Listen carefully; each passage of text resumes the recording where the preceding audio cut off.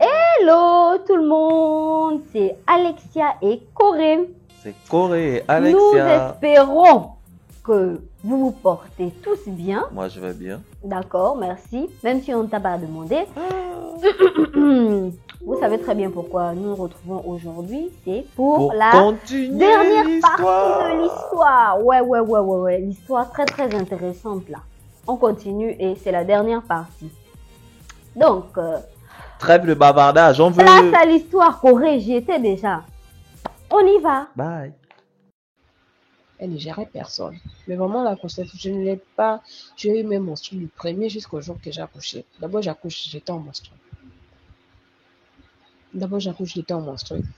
J'ai eu mes menstrues pendant tout le mois. Je n'ai pas eu d'envie. Le seul truc que j'avais eu une fois, c'est parce qu'on m'avait, lors de mes petits examens que je faisais souvent pour me surveiller, là, on m'avait trouvé avec l'anémie. Mais tests de grossesse, là, il n'y avait pas. C'est vrai qu'à un moment, j'avais eu une fois, je me rappelle, en mois de mai, j'avais eu un retard dans mes règles, peut-être de 2-3 jours, ce qui était plutôt inhabituel parce que mes règles viennent toujours à temps.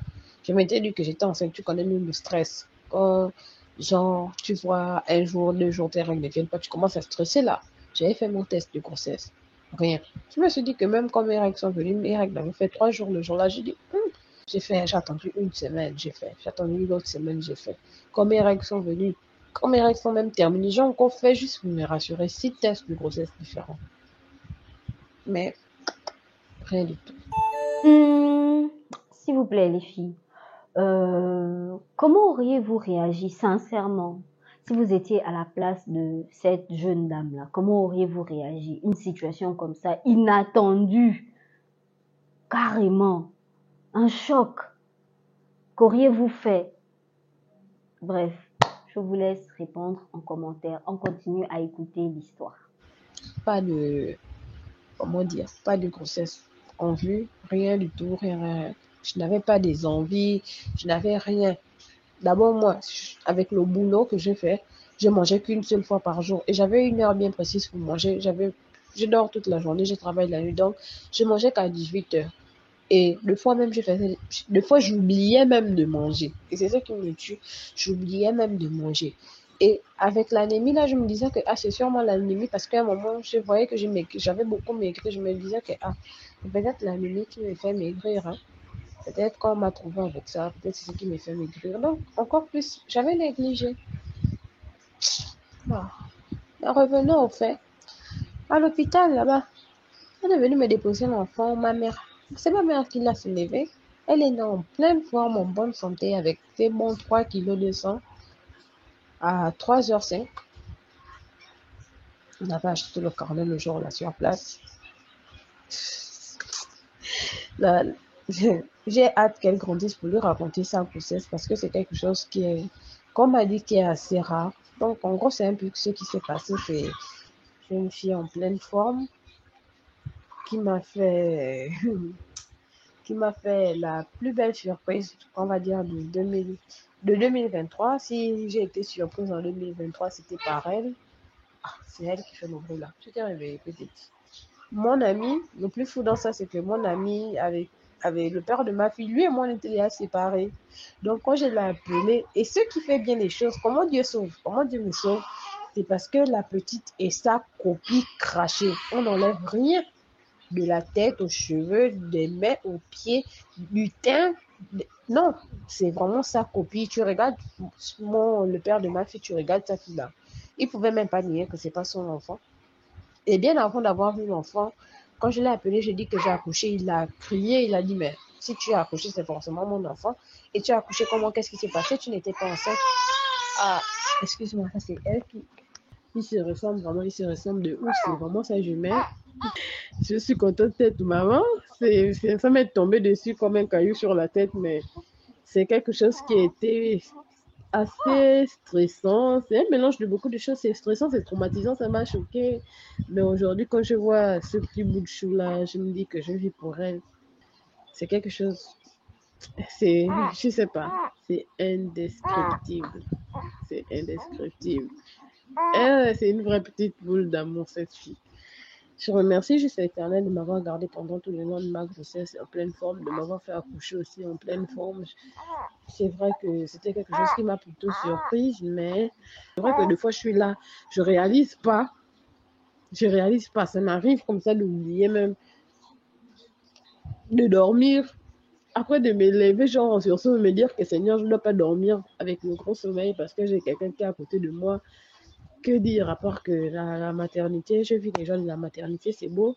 Au début, c'était difficile parce que, sans te mentir, moi, je suis quelqu'un, j'avais du mal à réaliser, donc je soulevais pas peut-être le jour que j'ai accouché, parce que je ne veux pas aussi mentir. J'avais la curiosité de voir l'enfant, de la prendre dans mes bras et tout. Je n'avais pas le lait qui coulait des seins, donc c'était un peu difficile de la nourrir. Mais quand j'ai accouché, la bonne madame, elle a dormi parce qu'elle a dormi toute la nuit, toute la journée, toute la nuit encore. Elle se réveillait que le surlendemain, le jour que je sortais de l'hôpital même. Elle s'est réveillée genre avec les petites. Elle se réveillait juste un peu et après elle se rendormait. Donc moi, je ne la gérais pas trop. Je ne voulais pas la toucher pour ne pas aussi la déranger dans son sommeil. Mais une fois, je l'ai pris dans mes bras, une fois, elle a commencé à me faire les beaux yeux d'amour. Ces petits beaux yeux, elle a vraiment de très beaux yeux. Elle a les yeux qui charment, cette fille-là. Quand elle me fait ces beaux yeux d'amour, là, après j'ai cédé, je me suis dit, bon. Waouh! Elle aime trop sa fille, quoi. Elle est trop fan d'elle. Parce que de toute façon, elle parle, elle dit, oh, elle a de beaux yeux, elle est comme ça, vraiment. Je pense que c'était une très belle surprise. C'est vrai qu'au début, c'était un peu, voilà, surprenant, mais je pense que après, elle adore maintenant sa fille. Bref, je voulais juste dire ça. Continuons à écouter. C'est arrivé, elle est là. Hein. Tu peux qu'elle aimait. Ma mère, fallait voir ma mère, elle était toute contente. Déjà, de tous ses enfants, je suis la seule qui avait pas encore d'enfant. Donc, je souhaite pas ça vraiment, je souhaite pas ça parce qu'il faut vraiment avoir un mental et il faut déjà avoir la tête sur les épaules aussi pour assumer un truc comme ça. Là où je suis plutôt déçue, c'est parce que j'ai toujours voulu faire un enfant dans le mariage. Mais bon, comme on dit, on ne choisit pas sa destinée. C'est pas nous qui dictons notre vie, hein. Tant que Dieu a écrit notre vie comme c'est censé l'être, c'est comme ça qu'on va aussi la vivre avec toutes les épreuves qu'il y a dessus. Je ne sais pas pourquoi, mais je la vois comme un ange que Dieu a envoyé dans ma vie et je remercie l'Éternel aujourd'hui pour la grâce qu'il m'a fait. Parce que beaucoup n'ont pas le droit n'ont pas eu cette chance de connaître la maternité. Beaucoup veulent avoir des enfants, beaucoup veulent même adopter parce qu'ils ne connaissent pas la maternité. Mais moi, parmi tant d'autres, Dieu m'a vu et il m'a fait cette grâce. Donc, aujourd'hui, je vois ma fille comme mon plus grand miracle de l'année 2023. Elle a vécu sa première bonne année. J'ai vécu la plus belle bonne année parce que j'avais mon bébé à côté. C'est magique, c'est beau. Enfin! Nous sommes arrivés au terme de cette histoire. C'est la fin. En fait, là, je me sens plus libérée. Je me rendais pas compte, mais c'est comme si j'avais un stress, vous voyez. Et là, c'est enfin la fin. Tout est bien fini pour la maman et pour le bébé. Tu te rends compte, il y a des choses qui se passent dans ce monde. Ouais. Il y a des personnes qui se réveillent, elles s'endorment en étant enceintes et un jour, bam. Ok, dit comme ça, c'est un peu bizarre, mais bon. N'oubliez pas, si vous aussi vous connaissez des gens ou je sais pas, ça peut être pour vous, une amie ou je sais pas quoi, ou une connaissance, des personnes ayant vécu ce genre d'expérience, merci de nous expliquer tout ça en commentaire. Alors, rendez-vous dans la prochaine vidéo pour des histoires encore plus intéressantes. N'oubliez pas que vous pouvez toujours nous envoyer vos histoires. Vous savez quoi faire. Vous écrivez sur le numéro qui s'affiche à l'écran et on se charge du reste. Si la vidéo vous a plu, il vous suffit de la liker, de la commenter et de la partager. N'oubliez pas la partie la plus importante, vous abonnez. Corée, qu'est-ce qui t'arrive? On a déjà parlé de ça. Bah non, c'est toi qui n'as pas retenu. Il est un peu étrange. Je sais pas si le ça aurait été pas. Ok, d'accord. Merci de vous abonner à la chaîne.